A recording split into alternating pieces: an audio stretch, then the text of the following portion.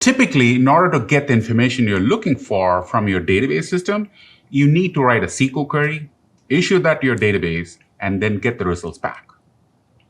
Oracle Digital Assistant's AI-based SQL dialog enables users to query their database system using natural language conversations. Let's see how that works in this episode of First Principles.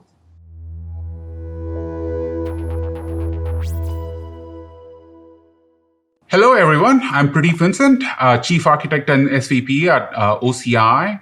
In First Principles series, we talk about in-depth technical architecture about how we build various OCI systems and products.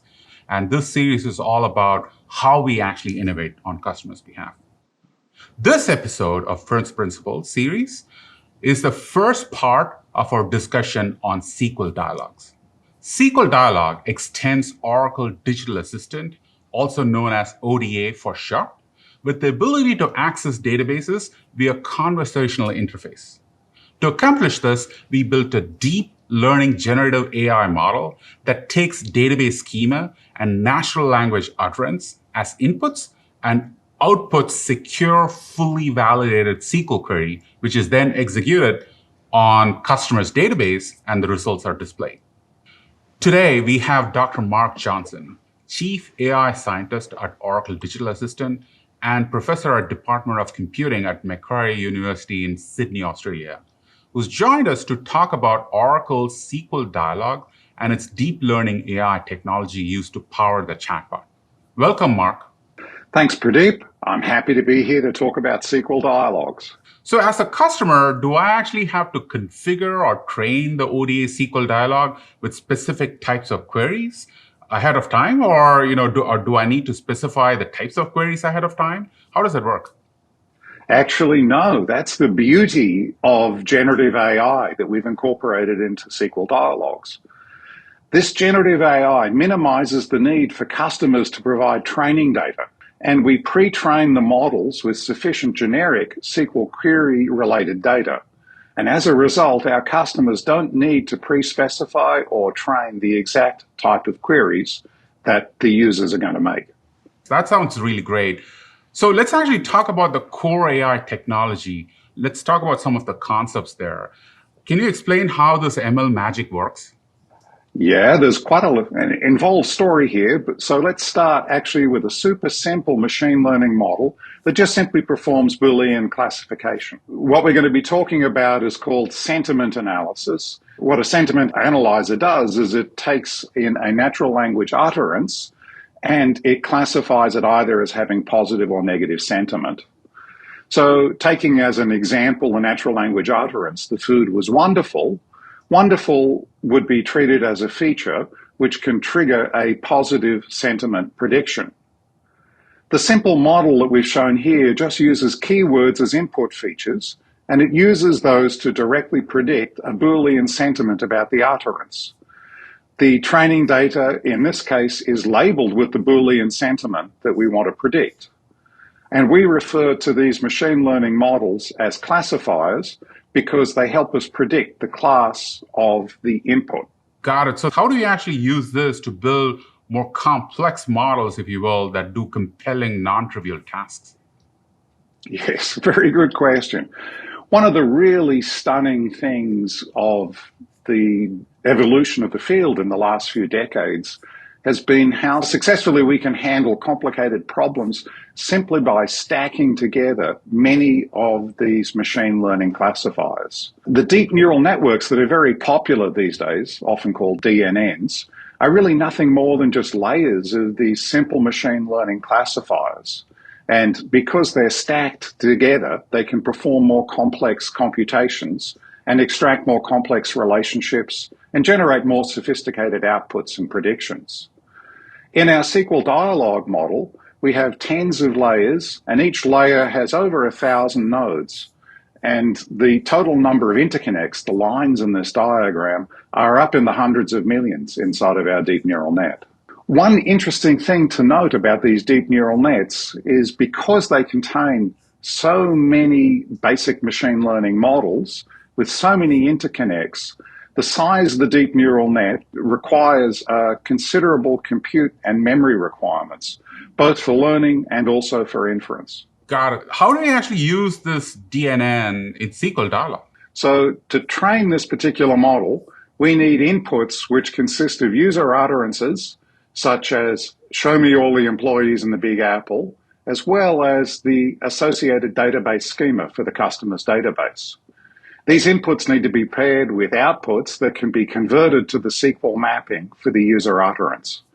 Typically, we'll need a large number of training examples here. Additionally, we'll actually use a type of DNN that's called a transformer, which contains a specialized computational element called an attention mechanism, in addition to the simple computational elements that we've seen before. Well, so you mentioned transformer and attention. What are those? How do they use? How are we using that in SQL Dialog? Yeah, so a transformer is a type of deep neural net which contains two basic computational elements. The simple machine learning computational elements that we saw before in the sentiment analysis example, and then a special mechanism called attention, which conveys information from one input token, in our case, an input word or a database schema element, to other input tokens. And the transformer model is really nothing more than a deep neural net where the layers are actually alternating between the simple computational elements of the kind we saw before and these specialized attention units. The transformer model can learn the context of each input element, and thus it can better capture the meaning by tracking relationships, particularly in sequential data such as the word in a sentence. So the transformer model allows the deep neural net to learn essentially the contextual dependencies in the input. The left diagram shows how the attention calculation is typically performed, and that uses a bunch of vector calculations. The crux of the diagram is shown on the right-hand side. What we're seeing here is the attention matrix, and this shows how the input tokens in the user utterance and in the database schema wind up interacting with each other. So the attention mechanism calculates how each token is related to the other tokens pairwise. The darker cells in this matrix show higher activations of attention. Some of this actually makes intuitive sense, but not all of it does. For example, in this matrix, you can see a clear relationship between location and the Big Apple, which makes a certain amount of intuitive sense. Well, clearly the Big Apple and the location, is marked, it's pretty dark, so that makes sense. So the Big Apple is actually, quite related to location. But there are a whole bunch of other dark boxes that don't seem to be particularly intuitive. So how does it work? Yes, well, the way these deep neural network models work is really quite complex. Some of the connections are really between directly related elements in the fashion that we've just described. I think also what's happening in some of the other cases is we're seeing some of the tokens being used as intermediate computation memory stores, basically. So information is actually flowing from one token to others through intermediate tokens.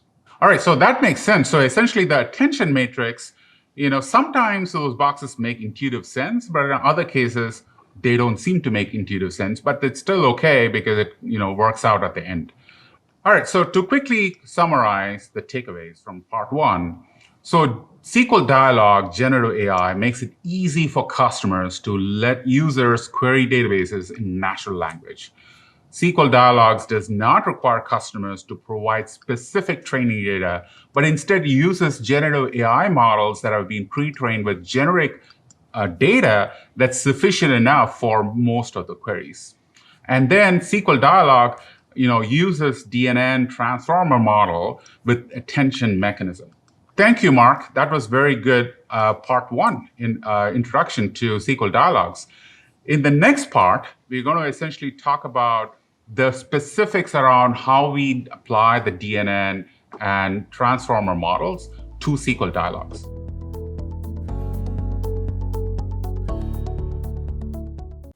Hey, did you like what you learned? Make sure to check out this video or this link, and of course, subscribe now.